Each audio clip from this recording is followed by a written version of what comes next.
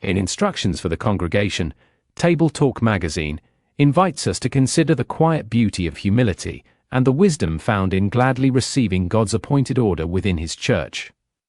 Drawing from 1 Peter chapter 5 verse 5, this devotional reminds us that grace flows downhill into humble hearts, while pride leaves us standing empty-handed. Like travelers laying aside heavy burdens before entering a peaceful garden, believers are called to clothe themselves with humility, seeking every good gift from the Lord and learning to love one another well.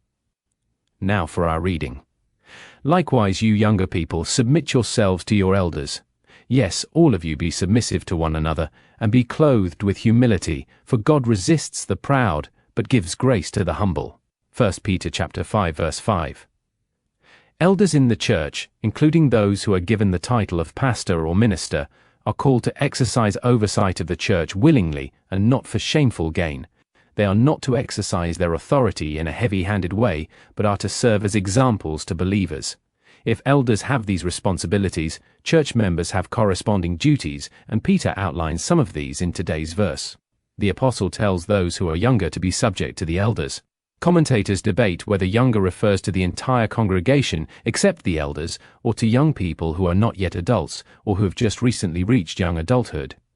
There are good arguments for the former position, especially since most of the congregation would be younger than those who hold the office of elder, even if we wouldn't typically include them in the category of youth. Moreover, all church members are to be subject to the lawful exercise of church authority on the part of the elders. Nevertheless, commentators seem to favor the position that Peter is addressing younger people in the sense of those of a young age. Why call them out in particular? Probably because younger people sometimes put up more resistance to authority than those who are older. Scripture also stresses the need for youth to acquire wisdom. They have physical strength but lack the grey hair that comes as one ages and grows in wisdom. Youth, therefore, have a special need to subject themselves to church elders so that they can gain wisdom. Peter then addresses the entire congregation, exhorting all of us to clothe ourselves with humility toward one another.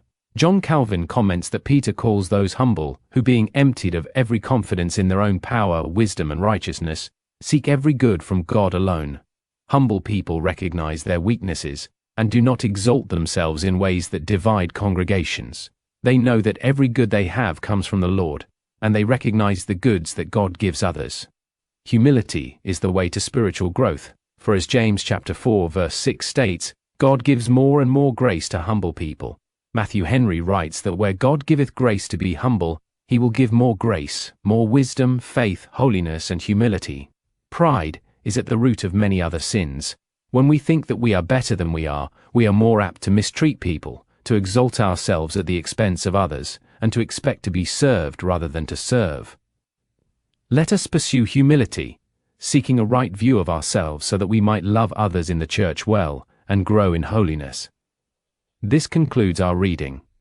Thank you for listening.